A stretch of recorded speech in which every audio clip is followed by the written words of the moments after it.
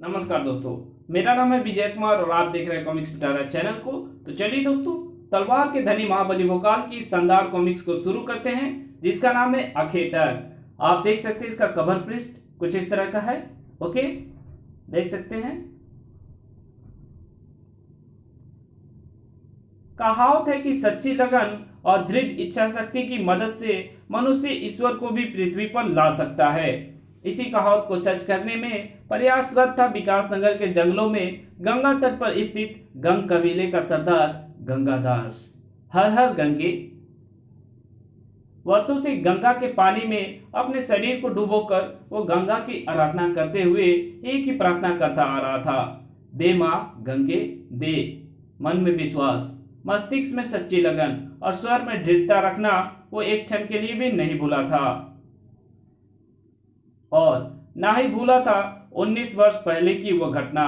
पड़ोसी राज्य के महाराज अखेटक, हमारे कबीले में आपका स्वागत है। कहिए कैसे इधर आ निकले? अखेटक जब भी निकलता है अखेट करने के लिए ही निकलता है। तुम्हारे कबीले में भी हम अखेट के लिए आए हैं। और जानते हो हम यहाँ किसका अखेट करेंगे? तुम्हारी उस जलमनी का, जिसके बारे में प्रसिद्ध है कि वो जिसके पास होती है वो सुख समृद्धि से भरपूर रहता है। तुरंत ही गंगादास के स्वर में चट्टान से कठोरता भरती चली गई। अतिथि बनकर आए हो तो शत्रु जैसी बातें मत करो। जलमणि हमारे पुरखों को माँ गंगा से वरदान के रूप में मिली थी। हमें अपने प्राणों से अधिक प्यारी है जलमणि। अवश्य, परंतु हमें विश्वास है कि वो जलमणि तुम्हें अपने पुत्र के प्राणों से अधिक प्यारी नहीं होगी, जो तुम्हारी पत्नी के गर्भ में पल रही है। ओए! अखेटक ने झपटकर गंगादास की पत्नी को अपने शिकंजे में जकड़ दिया। अब शांत खड़ा ना रह सका गंगादास। दोस्त, छोड़ मेरी पत्नी को।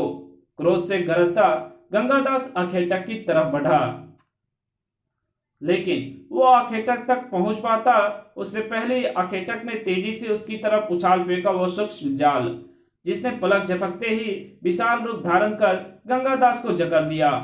अखेट करने के लिए देवताओं से हमने जो शस्त्र और उपकरण प्राप्त किए हैं, उनमें से ये एक अभेद जाल भी एक है।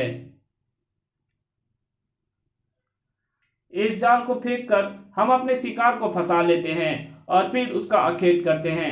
परंतु आज हम जिसका अखेट करेंगे वो शिकार तू नहीं, तेरी पत्नी के गर्भ में मौजूद तेरा बालक है। और ये अखेट हम तब तक जारी रखेंगे, धड़ाक आ, जब तक तू हमें जलमणि का पता नहीं बता देता।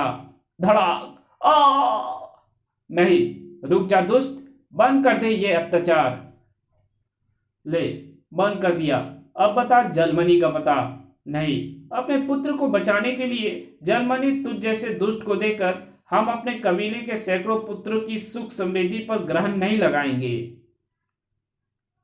जलमणि हमने कहाँ रखी है ये हम तुम्हें कभी नहीं बताएंगे। हमें गंगा माँ की सौगंध है।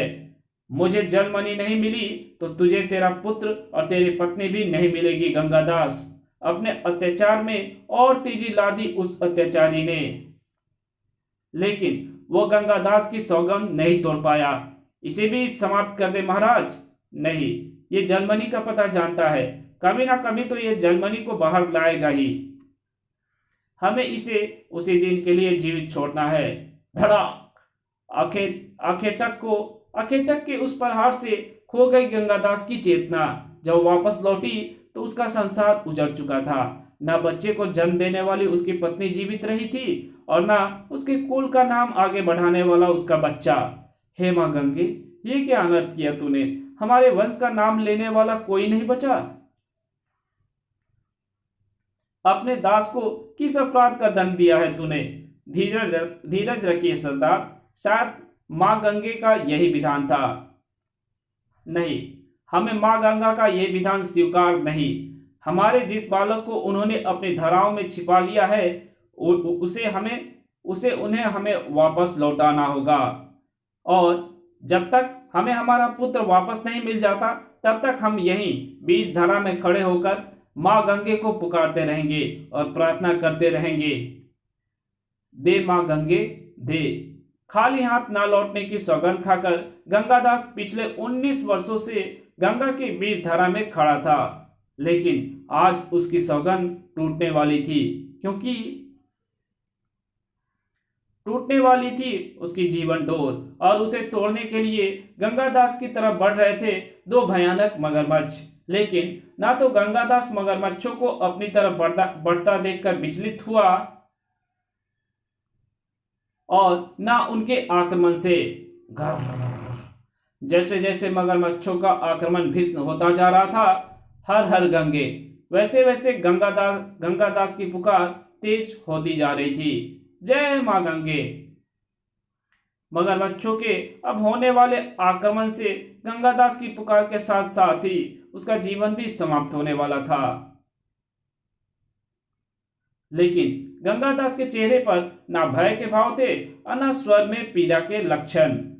गंगे माता तेरी जय हो। मृत्यु के उस अंतिम क्षण में भी गंगादास के अधरों पर अपनी देवी का नाम था। अपने भक्त की दृढ़ प्रतिज्ञा, सच्चे विश्वास और पक्की लगन की भला इससे बड़ी परीक्षा और क्या लेती देवी गंगा, जब मगरमच्छों के एकाएक गायब होने के पश्चात मानवीय रूप में गंगादास के सामने प्रकट हुई और उसे स्वस्थ करके बोली, जय मां गंगे। तुम्हारी एकाग्र भक्ति ने हमें तुम्हारे सामने प्रकट होने और तुम्हारी इच्छा पूरा करने के लिए विवश कर दिया है गंगादास। 19 वर्ष पूर्व तुमने अपना जो पुत्र हमें सौंपा था, हम उसे गंगज के रूप में तुम्हें लौटा रहे हैं। किनारे पर खड़े उस 19 वर्षीय सुंदर युवक को देखकर गंगादास प्रसन्न कम हैरान अधिक हुआ, लेकिन उसकी वो हैरानी गंगा ने दूर की। तुम्हारे नवजात शिशु को हमने अपने दूध पिलाकर गंगज के रूप में बड़ा किया है। तुम्हारा पुत्र हमने तुम्हें लौटा दिया है गंगादास। आपके इस उपकार से मैं धन्य हुआ मां, परंतु इसका जीवन क्षणिक है। ये तभी जीवित रह पाएगा जब तुम अपने प्राण इसे दे दोगे।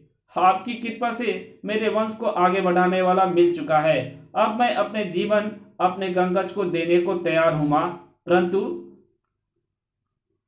कृपया करके मुझे इतना समय अवश्य दीजिए कि गंगज को किसी योग्य गुरु और आपके द्वारा दी गई जलमणि को किसी योग्य व्यक्ति को सौंप सकूं।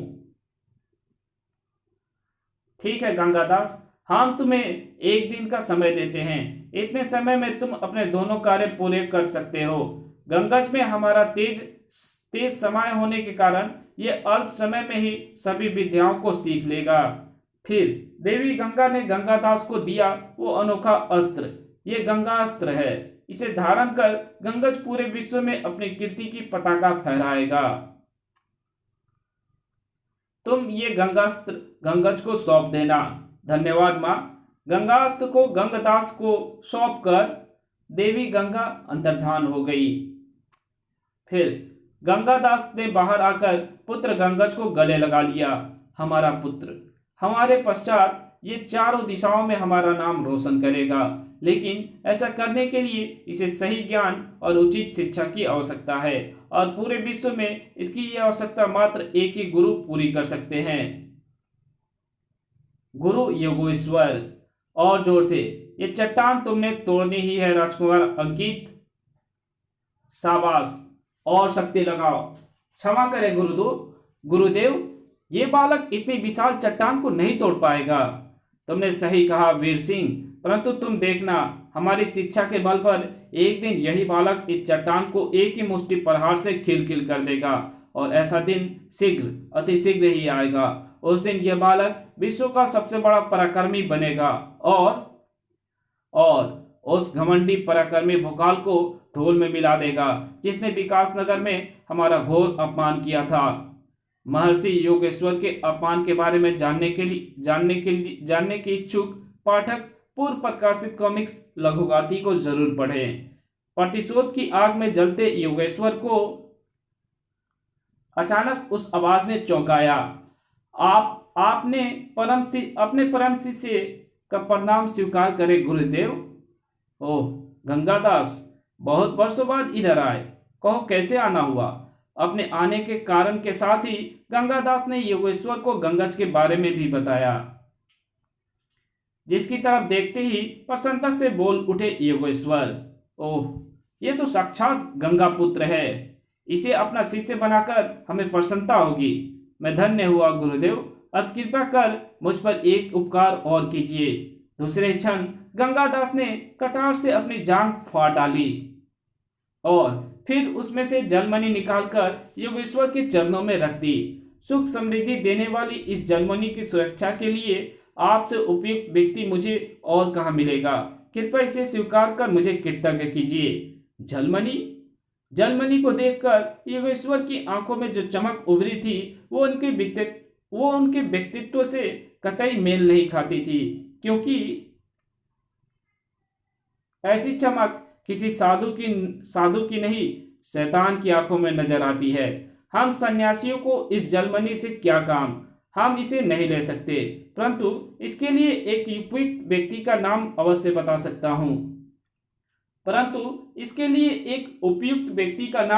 बता सकते हैं और वो नाम है भोकाल। आपने सही नाम सुझाया गुरुदेव। महाबली भोकाल को यह जलमणि देना उचित रहेगा। उसके पास ये एकदम सुरक्षित रहेगी। मेरे पास समय बहुत कम है गुरुदेव। मैं ये जलमणि महाबली भोकाल को देने चलता हूँ। जाओ, शीघ्र जाओ, क्योंकि जितनी जल्दी तुम भोकाल के पास इस मणि को लेकर पहुंचोगे उतनी ही जल्दी आखेटक जैसी महाशक्ति भोकाल की तरफ झपटेगी और उतनी ही जल्दी मृत्यु को प्राप्त होगा मुझे अपमानित करने वाला दुष्ट भोकाल। मैं आपके चुनाव का सम्मान करते हुए आपसे ये जलमणि ले लेता हूं और वचन देता हूं कि मैं इस मणि की रक्षा करूंगा, और जब भी आपका पुत्र ये मणि मुझसे मांगेगा मैं उसे सौंप दूंगा। धन्यवाद महाबली। अब मैं चैन से अपने प्राण त्याग कर इन्हें अपने पुत्र गंगज में प्रवेश करा सकता हूँ। जलमणि देकर गंगादास ने भोकाल को एक ऐसी जिम्मेदारी सौंप दी थी जिसके कारण भोकाल पर मुसीबतों का पहाड़ टूटने वाला था, क्योंकि इस जलमणि को हर हाल में प्राप्त करने की इच्छा रखने वाले राजा अखेटक को मणि का पता चल चुका था। वर्षों पहले हमने गंगादास नामक अपना शिकार आज के दिन के लिए ही छोड़ा था। आखिर आज हमें जलमणि का पता चल ही गया। जलमणि भोकाल के पास है, इसलिए जब अखेटक शीघ्र ही अखेट को निकलेगा और उसका शिकार करेगा और उसका शिकार होगा भोकाल। भोकाल को अपना शिकार बनाने को मचल उठे थे अखेटक के हाथ, और भोकाल को इसकी खबर भी ना थी। वो तो विकासनगर के जन कल्याण में लगा हुआ था। आपका पुत्र युद्ध भूमि में वीरगति अवश्य पा गया है माँ, परंतु उसे मृत मत समझना। आपका पुत्र भोकाल के रूप में जीवित है। जब भी आप पुकारेंगी आपका यह बेटा सहायता के लिए दौड़ा चला आएगा। जुग जुग जियो मेरे बच्चे। ईश्वर करे मेरी आयु भी तुझे लग जाए। इस कहानी को यहीं खत्म करते हैं। इसके आगे कहानी पढ़ेंगे इसके पार्ट 2 में। तो मिलते हैं इसके दूसरे पार्ट में। तब तक के लिए बाय। वीडियो अच्छी लगे तो वीडियो को लाइक कर देना। चैनल पर नए आए हो तो चैनल को सब्सक्राइब कर देना और एक अच्छा सा कमेंट भी कर देना, और जहां इस वीडियो की जरूरत हो वहां पे इसको शेयर भी कर देना। दोस्तों, मैंने एक ऑनलाइन